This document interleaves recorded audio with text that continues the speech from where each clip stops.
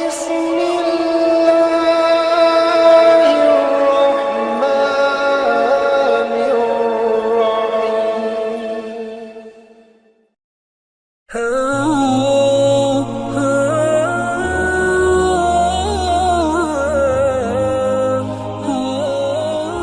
Assalamualaikum warahmatullahi wabarakatuh. Alhamdulillahirabbil alamin. Assalatu wassalamu ala asyrafil anbiya'i wal mursalin wa ala alihi wa ashabihi ajma'in. Amma ba'd. Sahabat yang dirahmati Allah Subhanahu wa taala.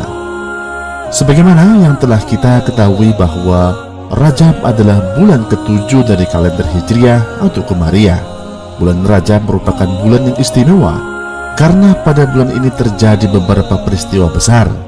Ketika kita membuka sejarah tentang bangsa Arab zaman dulu, mereka sangat memuliakan bulan ini. Antara lain adalah dengan melarang terjadinya peperangan atau pertumpahan darah pada bulan ini. Untuk lebih jelasnya, mari kita simak apa saja peristiwa besar yang bersejarah yang terjadi di bulan Rajab tersebut. Untuk mengetahuinya, mari kita saksikan ke TKP.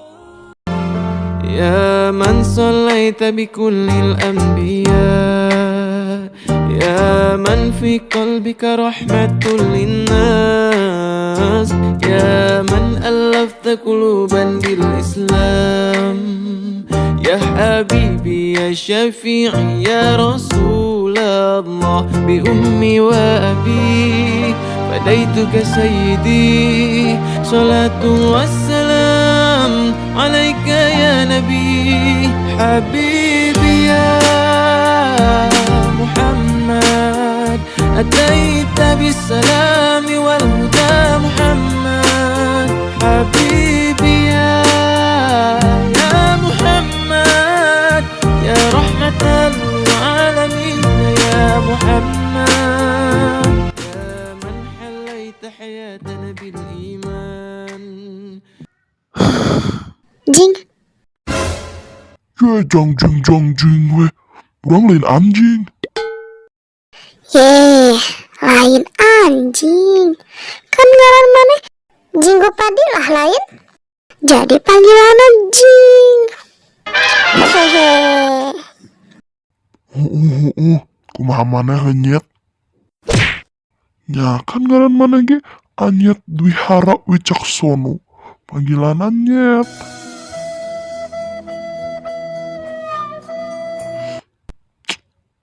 Nya.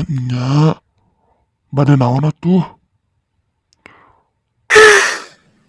Bosen sekolah di MDAT. Mandi ulah perena. Pik sebelum isuk-isuk gue sekolah di SD. Bera sekolah di MDA. Keburit ngaji deh. Kiraha ulina masa muda.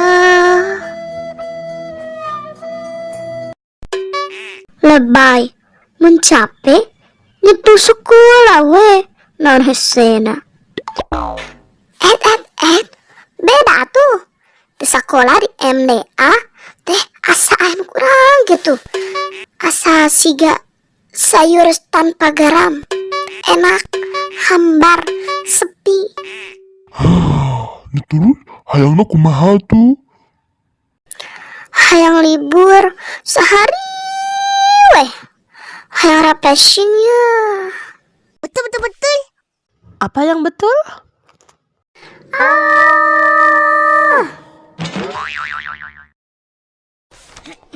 Bangun! Selamat pagi, cikgu! Selamat pagi, cikgu! Assalamualaikum anak-anak. Waalaikumsalam cikgu. Hari ini kita akan belajar Sapinah. Yuk buka kitabnya halaman 8. 1 hour later. Anak-anak, besok tanggal 1 Rajab. Jadi MDTA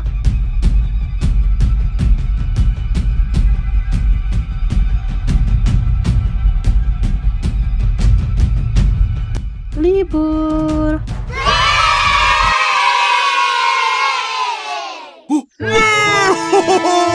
Marvelous, marvelous.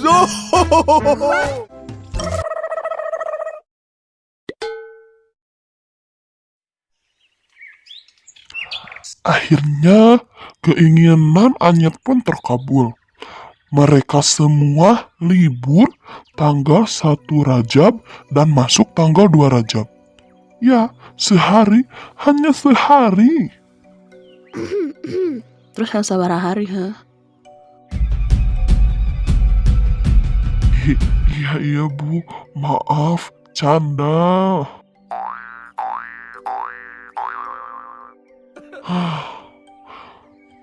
Lalu keesokan harinya,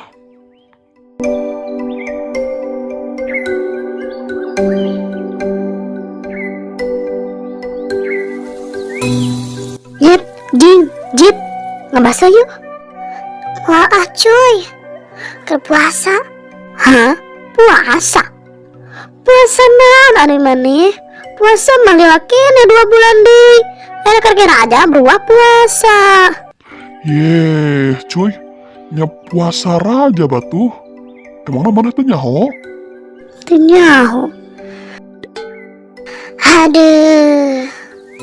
Matakan sekolah KMDA. Ngajiten Ustad Wawi. Lain main HP wae. Balik sekolah SD langsung main HP tapi kaisuk deui. Paedahna. Betul. Bener cek si Anyet. Lain ulin terus main HP wae. Segala agama menjadi jelema bener. Tapi ceritakan heula tuh. Di bulan Rajab make puasa.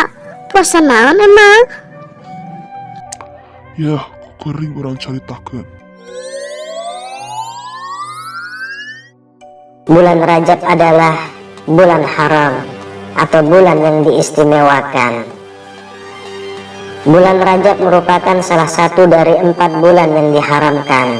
Allah Subhanahu wa Ta'ala telah berfirman, sesungguhnya bilangan bulan di sisi Allah itu ada 12 bulan, seluruhnya dalam ketetapan Allah.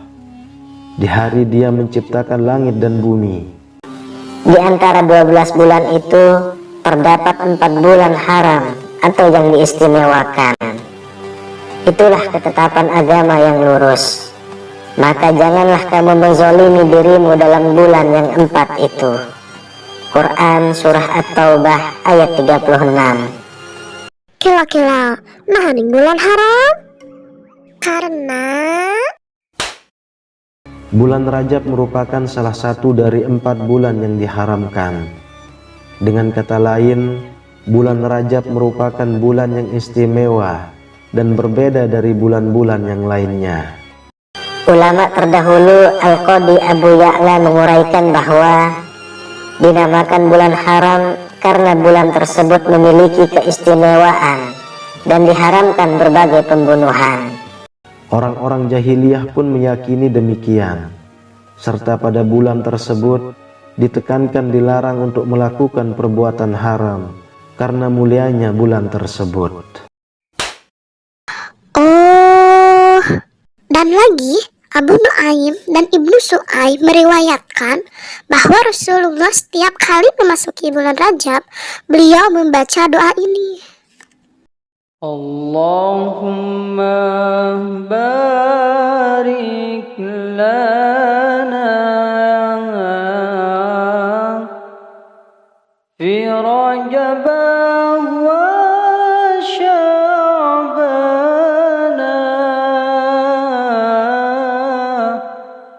wa ballighna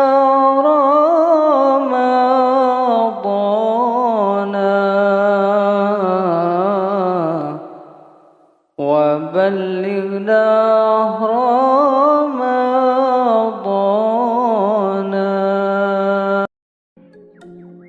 Jeung lain eta hungkul malam hiji Rajab nyaeta salah sahiji malam anu mustajab doana, anu bakal gampang dikabulkeun doana. Sakumaha ditegaskeun ku Imam Syafi'i dina kitab Al-Um. Nah, matakna di bulan Rajab Iya, dianjurkan ngalobakeun amal kebaikan, ketaatan, ngalobakeun ibadah. Salah sahijina ngalobakeun puasa, nyata puasa sunat. Di bulan Rajab juga banyak sekali peristiwa-peristiwa penting yang sangat berpengaruh bagi umat Islam. Non wae.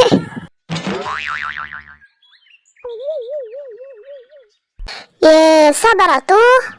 Nu kahiji, Perubahan arah kiblat.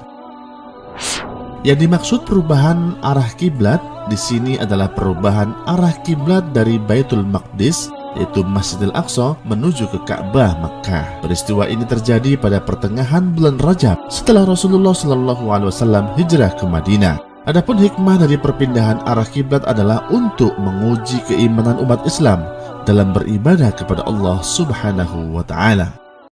Oh, terus. Hijrah pertama umat Islam. Dalam sejarah umat Islam, didapati kaum muslimin pertama kali berhijrah ke Habasyah di bulan Rajab tahun kelima kenabian. Pada bulan Rajab tahun kelima Hijriah, Rasulullah SAW memerintahkan pengikutnya untuk berhijrah ke Habasyah, yang mana Habasyah diperintah oleh seorang raja yang bijaksana bernama Najasyi. Hijrah tersebut dilakukan untuk menyelamatkan umat Islam dari gangguan kaum kafir Makkah yang sangat memusuhi mereka. Jeung lain eta hungkul, aya hiji peristiwa anu paling berpengaruh untuk umat Islam. Naon? peristiwa Isra Mi'raj. Naon Isra Mi'raj teh? Ya, kukurang orang ceritakan gerak. Oke?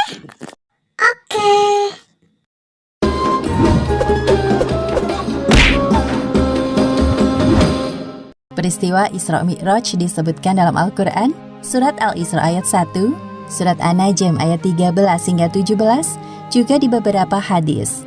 Arti kata Isra adalah perjalanan Nabi Muhammad SAW dari Masjidil Haram ke Masjidil Aqsa. Sedangkan arti dari Mi'raj yaitu kelanjutan dari perjalanan Nabi untuk naik ke Sidratul Muntaha, langit yang tertinggi. Tatkala Nabi Muhammad SAW sedang berada di suatu tempat bernama Al-Hijr, beliau didatangi oleh malaikat Jibril. Jibril hendak mengajak Nabi ke sumur Zam-Zam yang terletak tidak jauh dari Ka'bah. Di tempat inilah Jibril membelah dada Nabi Muhammad untuk kedua kalinya. Dahulu ketika beliau masih berusia 4 tahun, Jibril pernah melakukan hal yang sama. Wahai Nabi, tenangkan dirimu dan berbaringlah. Aku akan mensucikan hati dan jiwamu. Pembelahan dada Nabi kali ini dilakukan sebagai persiapan untuk bertemu dengan Allah Subhanahu wa Ta'ala. Segala prasangka buruk yang tersimpan dalam hati beliau, meskipun hanya secuil, harus dibersihkan terlebih dahulu. Ketika dirasa telah cukup, Jibril mengembalikan keadaan seperti semula, seolah-olah tidak terjadi apa-apa. Ketika Nabi membuka mata, beliau melihat ada seekor hewan menyerupai kuda, lengkap dengan pelana dan tali kekangnya. Hewan bernama buruk tersebut terakhir ditunggangi Nabi Isa sekitar 500 tahun yang lalu. Kecepatan buruk sejauh kedua mata memandang. Wahai buruk, sebaik-baik orang yang menunggangimu adalah Muhammad. Engkau sungguh beruntung kali ini. Nabi Muhammad duduk di punggung buruk, melewati Masjidil Haram menuju Masjidil Aqsa di Palestina. Jibril mengajak Nabi untuk sejenak melupakan kota Mekah yang penuh masalah. Perjalanan pada malam hari inilah yang disebut peristiwa Isra. Sebagaimana yang disebutkan dalam Al-Quran, Surat Al-Isra ayat 1. Maha suci Allah yang telah memperjalankan hambanya pada suatu malam dari Masjidil Haram ke Masjidil Aqsa, yang telah kami berkahi sekelilingnya agar kami perlihatkan kepadanya sebagian tanda-tanda kebesaran kami. Sesungguhnya dia maha mendengar lagi maha mengetahui. Buruk melesat dengan kecepatan tinggi. Sesampainya di Masjidil Aqsa, Nabi menambatkan buruk di sebuah besi dan berjalan memasuki masjid. Lalu beliau sholat 2 rakaat. Selepas sholat, malaikat Jibril membawa 2 buah minuman ke hadapan Nabi Muhammad. Gelas pertama berisi khamr dan satunya berisi susu. Wahai Muhammad, pilihlah salah satu di antara 2 minuman ini. Ternyata Nabi Muhammad mengambil gelas yang berisi susu. Wahai Muhammad, engkau telah memilih sesuai fitrah. Setelah itu, malaikat Jibril mengajak Nabi Muhammad naik ke langit. Inilah yang disebut peristiwa Mi'raj. Hanya sekejap, Jibril dan Nabi Muhammad telah tiba di depan pintu langit pertama atau disebut juga langit dunia. Wahai penjaga pintu langit, bukalah pintunya. Siapakah engkau? Aku Jibril. Siapa yang bersamamu? Muhammad. Apakah dia telah diutus kemari? Ya, Muhammad telah diutus. Malaikat penjaga pintu langit segera membukakan pintu dan menyapa Nabi Muhammad. Selamat datang di langit dunia, wahai Muhammad. Sungguh orang terbaik telah datang. Jibril dan Nabi Muhammad memasuki langit yang pertama. Mereka berjalan melewati seorang laki-laki dengan ruh-ruh manusia di samping kanan kirinya. Ketika melihat ke arah kanan, laki-laki itu tertawa. Sedangkan ketika laki-laki itu melihat ke arah kiri, beliau tampak sedih. Siapakah laki-laki itu, wahai Jibril? Dia adalah Adam, manusia sekaligus nabi pertama di bumi. Ucapkan salam kepadanya. Nabi Adam yang mengetahui kedatangan Nabi Muhammad langsung mengenali beliau dan menyapa dengan hangat. Assalamualaikum warahmatullahi wabarakatuh. Waalaikumsalam warahmatullahi wabarakatuh. Selamat datang, wahai putraku yang soleh. Malaikat Jibril menjelaskan penampakan para ruh di sekitar Nabi Adam kepada Nabi Muhammad. Para ruh sebelah kanan beliau adalah ruh para syuhada, sedangkan ruh yang berada di sebelah kiri beliau adalah ruh orang-orang yang sengsara. Selain itu, Nabi Muhammad juga diperlihatkan azab bagi orang yang gemar memakan harta anak yatim. Selanjutnya, Jibril mengajak Nabi Muhammad untuk naik ke langit kedua. Jibril kembali meminta izin kepada malaikat penjaga pintu langit. Terjadi percakapan yang sama seperti sebelumnya. Sungguh tamu terbaik telah datang. Di langit kedua ini, Nabi Muhammad bertemu dengan Nabi Yahya dan Nabi Isa. Jibril mengingatkan Nabi Muhammad untuk menyapa keduanya. Assalamualaikum warahmatullahi wabarakatuh. Waalaikumsalam warahmatullahi wabarakatuh. Selamat datang, wahai Nabi Muhammad yang saleh. Semoga kebaikan selalu tercurahkan kepadamu. Kemudian Jibril mengajak Nabi Muhammad untuk naik ke langit ketiga. Di sana mereka bertemu dengan laki-laki yang sangat indah parasnya. Wahai, inilah Nabi Yusuf. Sapalah beliau. Assalamualaikum, wahai Nabi Yusuf. Aku Muhammad. Waalaikumsalam. Ya, aku telah mengenalmu, wahai Nabi Muhammad. Semoga engkau selalu diliputi kebahagiaan. Lalu mereka naik ke langit keempat dan bertemu dengan Nabi Idris. Ternyata Nabi Idris telah mendengar tentang Nabi Muhammad dan mendoakan kebaikan untuk beliau. Selamat datang, wahai saudaraku yang solih, Nabi yang salih. Semoga engkau selalu dilimpahkan kesehatan untuk berdakwah kepada umatmu. Selanjutnya, Jibril dan Nabi Muhammad melanjutkan perjalanan menuju langit kelima. Di sana Nabi Muhammad melihat Nabi Harun dan menyapanya. Nabi Harun menyambut beliau dan mengakui kenabian Muhammad. Ketika sampai di langit keenam, Nabi Muhammad melihat sosok Nabi Musa. Nabi Musa membalas salam dan mengakui kenabian beliau. Namun tiba-tiba Nabi Musa menangis. Jibril yang penasaran bertanya kepadanya. Wahai Musa, mengapa engkau menangis? Aku menangis karena ternyata ada nabi yang diutus setelahku, tapi umatnya lebih banyak yang masuk surga dibandingkan umatku. Setelah berpamitan dengan Nabi Musa, Jibril mengajak Nabi Muhammad untuk naik ke langit ketujuh. Di sana mereka bertemu dengan Nabi Ibrahim. Ya Rasulullah, ini adalah Nabi Ibrahim, bapak para nabi. Selamat datang, wahai cucuku yang saleh. Senang sekali berjumpa denganmu. Wahai Muhammad, sampaikan kepada umatmu salam dariku. Katakan kepada mereka bahwa surga itu nyata. Tanahnya subur, ada beraneka ragam tanaman tersedia untuk memanjakan mata dan lidah mereka. Semua hal yang mereka inginkan tersedia di surga. Di langit ketujuh inilah Nabi Muhammad diperlihatkan surga. Beliau masuk ke dalamnya dan tidak berhenti untuk bertasbih memuji kebesaran Allah Subhanahu wa Ta'ala. Subhanallah, Maha Suci Allah.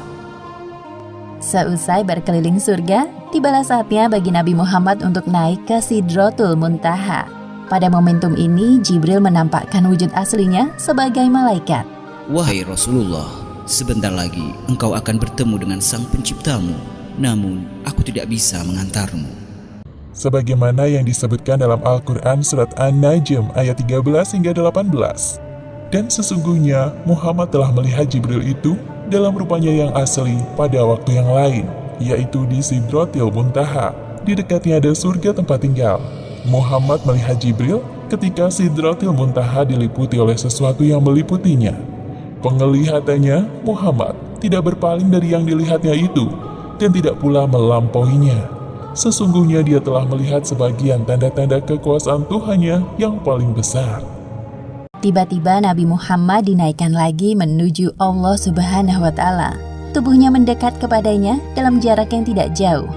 Namun Nabi Muhammad tidak dapat melihat Allah Subhanahu wa Ta'ala secara langsung. Beliau melihat Allah Subhanahu wa Ta'ala dengan hatinya. Pada saat itulah Allah Subhanahu wa Ta'ala mewajibkan hambanya untuk sholat 50 kali sehari semalam. Setelah Nabi Muhammad menerima tugas dari Allah Subhanahu wa Ta'ala, beliau turun. Di langit ke-6, Nabi Muhammad berjumpa dengan Nabi Musa. Mereka saling berbincang. Wahai Nabi Muhammad, apa yang Allah perintahkan kepadamu? Sesungguhnya Allah Subhanahu wa Ta'ala mewajibkan kepada umatku untuk sholat 50 kali sholat sehari semalam. Kembalilah wahai Muhammad, mintalah keringanan kepada Allah. Aku yakin umatmu akan keberatan dengan hal ini.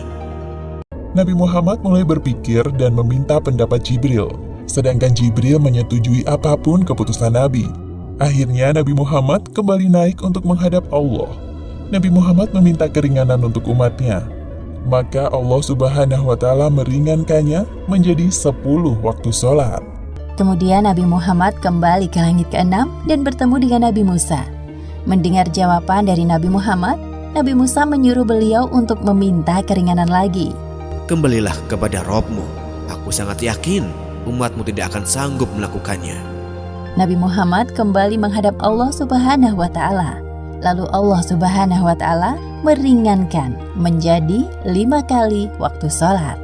Nabi turun lagi ke langit ke-6. Di sana Nabi Musa telah menunggu Nabi Muhammad. Nabi Musa kembali menyarankan beliau untuk kembali meminta keringanan kepada Allah Subhanahu wa Ta'ala. Wahai Nabi Musa, aku telah malu kepada Robku. Aku rela dengan keputusan ini. Kemudian Nabi Muhammad berpamitan dengan Nabi Musa dan meneruskan perjalanan. Ketika itu terdengar suara dari langit. Wahai Muhammad, engkau telah menyetujui farduku, dan aku telah memberikan keringanan untuk para hambaku. Perintah sholat 5 waktu nilai pahalanya sama seperti 50 waktu dalam sehari semalam. Allah Subhanahu wa Ta'ala sangat menyukai ibadah sholat karena membuat umatnya terus ingat kepadanya. Serangkaian perjalanan Isra Mi'raj Nabi Muhammad akhirnya usai. Setibanya di Masjidil Aqsa, Malaikat Jibril menghadirkan para ruh nabi-nabi terdahulu untuk menjadi makmum sholat Nabi Muhammad.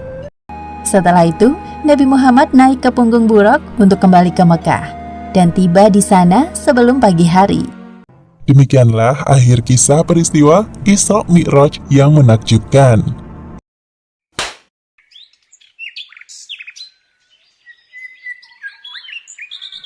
Tah eta tadi keutamaan peristiwa-peristiwa anu terjadi di bulan Rajab. Tapi lain eta hungkul, masih kena seueur peristiwa-peristiwa jeung kelebihan-kelebihan Rajab. Mun hayang terang, geus ya di MDA. Hayu isukan mah abdi arek sakola di MDA. Meni hayang nyaka asa karek ge nyaho.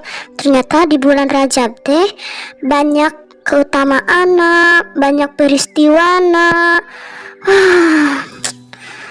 Katinggalan orang Matakan tong sekolah dasar hungkul, sekolah negeri hungkul, sekolah neangan dunia hungkul.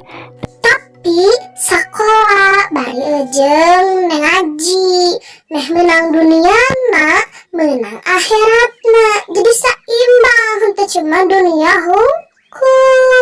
Betul.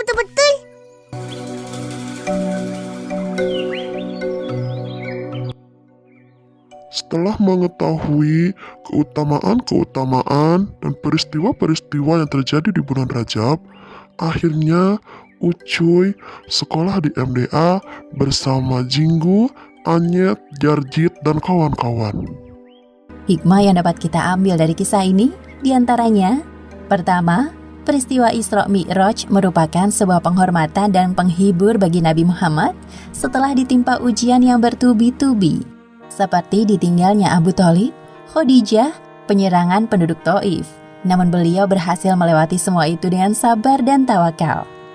Kedua, hendaknya kita bergegas melaksanakan sholat ketika telah masuk waktu, karena Nabi Muhammad telah meminta keringanan kepada Allah Subhanahu wa Ta'ala untuk sholat hanya 5 kali sehari semalam. Wallahu a'lam bishawab. يا من صليت بكل الأنبياء يا من في قلبك رحمة للناس. Alhamdulillah, selesailah drama kami. Mohon maaf bila ada kata-kata yang salah atau kurang berkenan di hati. Terima kasih dan Assalamualaikum warahmatullahi wabarakatuh. Salatu wassalam alaika ya Nabi Habibi ya Muhammad. Ataita bisalami wal huda Muhammad Habibi